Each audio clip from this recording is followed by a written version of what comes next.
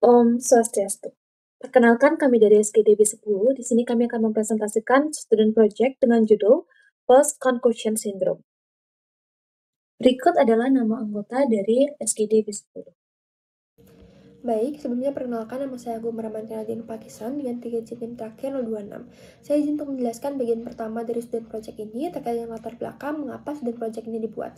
Jadi pada dasarnya Post Concussion Syndrome atau PCS itu merupakan sebuah kondisi yang terdiri dari kumpulan gejala non-spesifik yang muncul karena terjadinya trauma atau pasca trauma yang dikenal sebagai MTBI atau Mild Traumatic Brain Injury.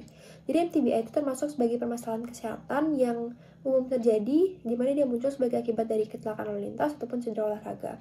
Berdasarkan berbagai studi yang melaporkan terkait dengan prevalensi PCS ini masih bervariasi, ada yang melaporkan kurang dari 5% dan ada yang melaporkan mencapai 58% dari kasus MTBI.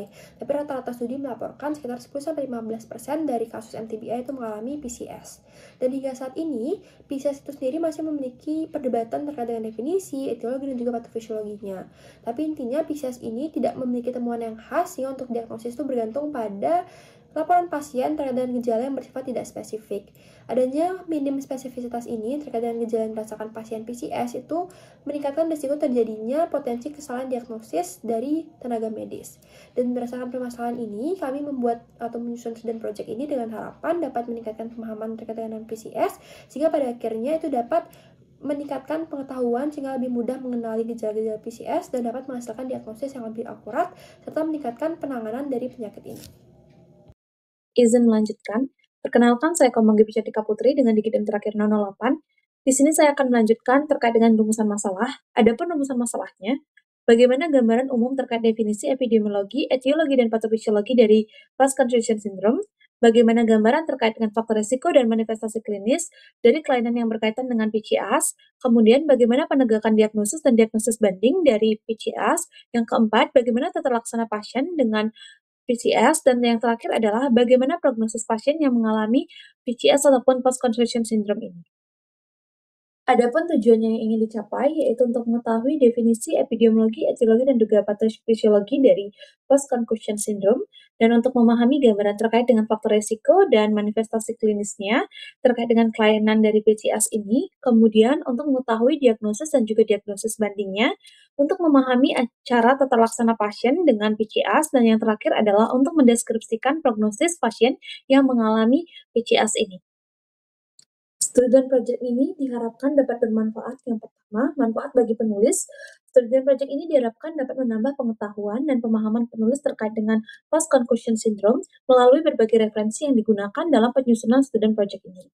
Yang kedua, manfaat bagi pembaca. Diharapkan penulis student project ini dapat memberikan wawasan kepada pembaca mengenai berbagai aspek penting dari post concussion syndrome, mulai dari definisi hingga penata laksanaan secara menyeluruh. Terima kasih atas kesempatannya. Sebelumnya perkenalan saya Niputu Mayatya Nujarta dengan 3 digit NIM terakhir 036. Jadi di sini saya akan menjelaskan mengenai definisi dari PCS atau Post Concussion Syndrome. Jadi PCS ini adalah kumpulan gejala fisik, kognitif, emosional, dan gangguan tidur yang muncul setelah seseorang mengalami gegar otak atau cedera otak traumatik ringan. Menurut ICD-10 atau WHO, PCS dikategorikan dalam kode F07.2 dan didefinisikan sebagai gejala yang timbul setelah trauma kepala, biasanya dengan kehilangan kesadaran dan ditandai dengan sakit kepala, pusing, kelelahan, iritabilitas, gangguan konsentrasi, insomnia, serta penurunan toleransi terhadap stres maupun alkohol. Dalam DSM-4, PCS disebut dengan post-concussional disorder dengan kriteria berupa adanya trauma kepala yang signifikan disertai dengan bukti gangguan kognitif pada tes neuropsikologis serta minimal 3 gejala tambahan seperti sakit kepala, kelelahan, atau gangguan tidur yang muncul segera setelah cedera dan bertahan tidaknya selama 3 bulan.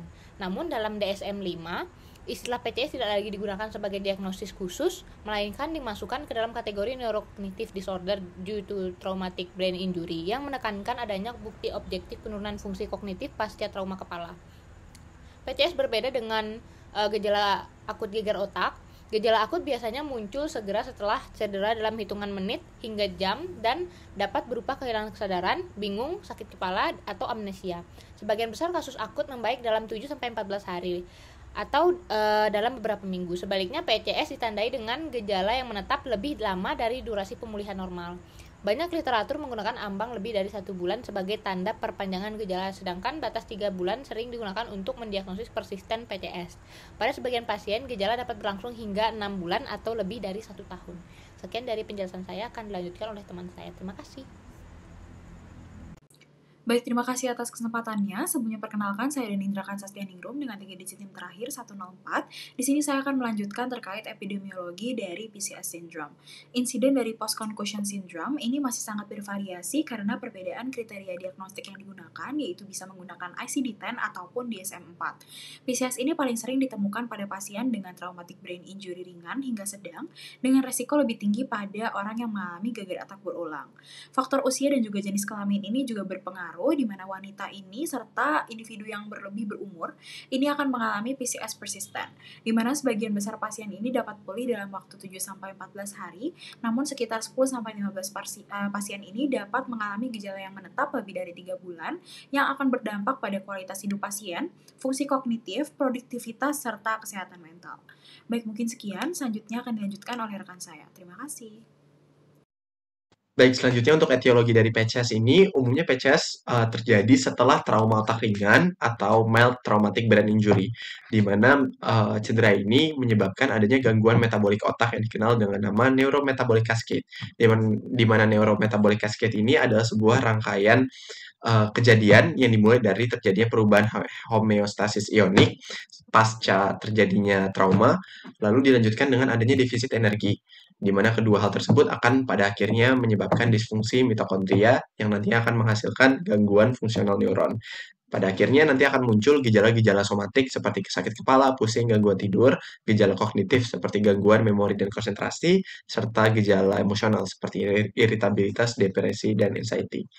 Nah, lalu satu hal yang penting juga di sini timbulnya gejala pada PCS ini juga diperberat oleh faktor psikologis seperti stres dan kecemasan. Baik, sebelumnya perkenalkan saya Kadehani Anissa Farsha dengan 3 digit yang terakhir 092. Di sini saya izin untuk menjelaskan mengenai faktor risiko dari PCS atau post concussion syndrome, di mana PCS sendiri tidak hanya dipengaruhi oleh cedera otak itu sendiri, tapi juga faktor klinis awal dan juga kondisi individu pasien. Dari sisi cedera, risikonya lebih tinggi ditemukan pada pasien dengan GCS awal yang lebih rendah dan juga adanya kelainan pada CT scan dan pasien yang sempat kehilangan kesadaran saat trauma. Selanjutnya, pada faktor klinis awal sendiri, beban gejala atau simptom burden sejak awal menjadi faktor prediktor penting. Ditambah keluhan sakit kepala, gejala neurologis, maupun nyeri leher pada saat di IGD. Sementara itu, untuk faktor individu yang berpengaruh yaitu adanya riwayat gangguan psikiatri ataupun gangguan tidur sebelumnya. Untuk jenis kelamin perempuan juga dalam beberapa studi disebutkan, namun buktinya masih inkonsisten. Baik, izin melanjutkan. Sebelumnya, perkenalkan saya Amira Deswita Resliana dengan 3 digit NIM terakhir 120. Di sini saya akan membahas mengenai manifestasi klinis dari PCS. Jadi, manifestasi klinis PCS ini bisa meliputi berbagai gejala berupa fisik, kognitif, psikologis, kemudian juga sistem otonom, visual dan okulomotorik, serta somatosensorik dan juga vestibulokoklear. Untuk gejala kognitifnya itu berupa defisit memori, kemudian kesulitan perhatian dan juga konsentrasi, kemudian kesulitan berbicara, disfungsi eksekutif, dan kesulitan motorik halus. Untuk psikologis ini berupa depresi, kecemasan, kemudian perubahan emosional dan kepribadian, kemudian kelelahan dan juga derealisasi. Untuk gejala visual dan okulomotorik meliputi sensitivitas terhadap cahaya, penglihatan kabur, kesulitan konvergensi, penglihatan ganda, dan juga Horner syndrome. Lalu untuk sistem otonom ini berupa gejala gangguan tidur, disregulasi suhu, kemudian fluktuasi denyut jantung dan juga tekanan darahnya juga terganggu, serta disfungsi seksual. Lalu yang terakhir untuk gejala somatosensorik dan vestibulokoklear ini meliputi sakit kepala, mual muntah, kemudian sensitivitas terhadap cahaya dan suara, hiperalgesia dan juga tinnitus. Sekian dari saya, terima kasih. Perkenalkan, nama saya Imade Harya Pratifnya Sumbadana dengan 3 digit yang terakhir 211. Di sini saya izin menjelaskan mengenai diagnosis dari PCS. Di mana untuk metode diagnosis dari PCS itu sendiri, yang pertama dapat dilakukan anamnesis dan juga pengecekan gejala dari pasien, yang mana kita mengecek riwayat trauma kepala, gejala persisten dalam berapa minggu. Lalu yang kedua, kita dapat melakukan pemeriksaan klinis dari segi neurologis, vestibular okular motorik, dari segi tidur dan juga psikiatri dari pasien. Lalu yang ketiga, kita dapat melakukan instrumen penunjang seperti kuesioner dan juga uji neuropsikologi. Lalu yang keempat, kita dapat mengecek dari radiologi dari pasien dengan menggunakan CT ataupun MRI untuk mengeksklusi lesi substruktural ataupun juga metode lainnya seperti DTI, fMRI, MRS apabila diperlukan. Lalu untuk diagnosis banding dari PCS itu sendiri, yang pertama dari gangguan psikiatri dapat berupa depresi, cemas, PTSD, dan juga somatic symptom disorder.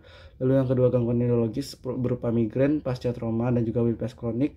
Lalu gangguan vestibular berupa BPPV dan juga vestibular perifer. Lalu gangguan fungsional seperti functional cognitive disorder ataupun FND. Nah, terakhir kondisi lainnya seperti nyeri kronik dan juga gangguan tidur yang primer. Sekian dari saya, terima kasih.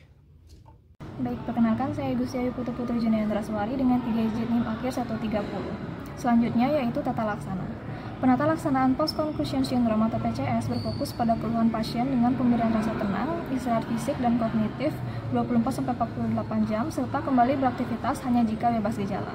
Sebagian besar pulih dalam 3 bulan, dengan 85-90% TBI ringan tidak berkembang menjadi PCS. Bila gejala menetap lebih dari 4 minggu, diberikan terapi simptomatik seperti amitriptilin, propanolol, indometasin, atau blok saraf oksipital mayor.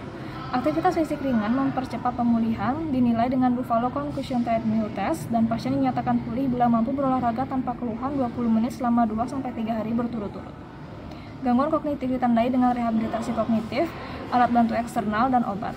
Latihan memori menggunakan notebook atau metode errorless learning didukung donepezil atau rivastigmin.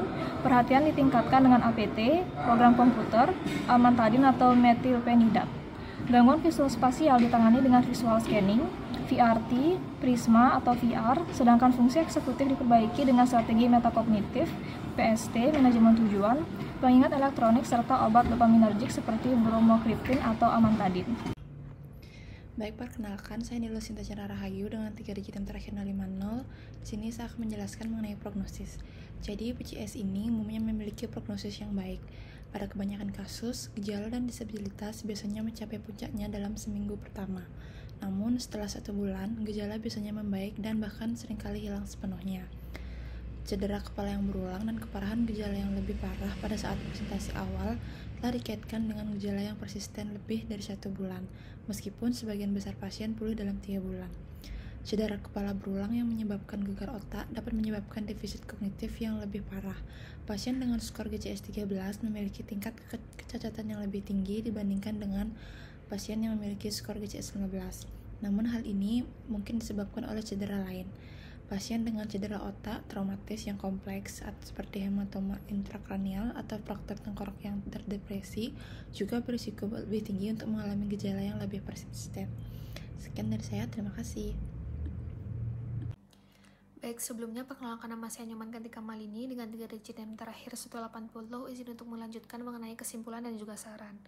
Post-concussion syndrome atau PCS merupakan suatu kondisi kompleks yang muncul setelah cedera otak traumatik ringan atau mild traumatic brain injury yang ditandai dengan gejala fisik, kognitif, emosional, maupun gangguan tidur yang dapat menetap dalam jangka waktu lebih lama dibandingkan fase akut gegar otak. PCS memiliki variasi epidemiologi yang luas karena perbedaan kriteria diagnostik, namun prevalensinya cukup tinggi terutama pada pasien dengan riwayat trauma kepala berulang. Patofisiologi PCS melibatkan gangguan metabolik otak, disfungsi mitokondria, cedera aksonal mikroskopis, dan juga proses neuroinflamasi yang diperberat oleh faktor psikologis. Faktor risiko terjadinya PCS antara lain tingkat keparahan cedera awal, kehilangan kesadaran, jumlah dan lama gejala akut, riwayat gangguan psikiatri, gangguan tidur, stres, serta jenis kelamin.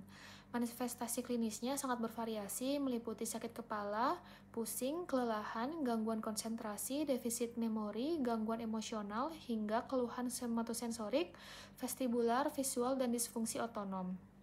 Diagnosis PCS ditegakkan secara klinis dengan anamnesis komprehensif, pemeriksaan neurologi, serta penggunaan instrumen seperti Rivermed post-concussion symptom, dan uji neuropsikologis. Pemeriksaan penunjang radiologis lebih berperan untuk mengeksklusi diagnosis banding, sementara teknik pencitraan fungsional masih bersifat penelitian. Penata laksanaan PCS dilakukan secara individual dengan prinsip utama berupa reassurance, istirahat kognitif dan fisik singkat, terapi simptomatik, rehabilitasi kognitif, fisioterapi, serta pendekatan psikologis. Prognosis PCS pada umumnya baik dengan sebagian besar pasien pulih dalam 1-3 bulan, meskipun sekitar 10-15% dapat mengalami gejala persisten lebih dari 1 tahun. Baik, saya akan melanjutkan mengenai saran. Penting untuk meningkatkan pemahaman masyarakat dan tenaga kesehatan tentang PCS agar diagnosis dan penanganan dapat dilakukan secara lebih efektif dan juga tepat waktu. Penanganan PCS memerlukan pendekatan multidisiplin yang melibatkan dokter, terapis fisik, dan juga psikolog untuk mengatasi gejala fisik, kognitif, dan emosional secara komprehensif. Diperlukan lebih banyak penelitian mengenai biomarker dan teknik pencitraan fungsional untuk memahami patofisiologi PCS secara lebih mendalam dan mengembangkan terapi yang lebih spesifik di masa depan. Sekian presentasi dari kami tutup dengan Parama Santi. Om Santi Santi Santi Om.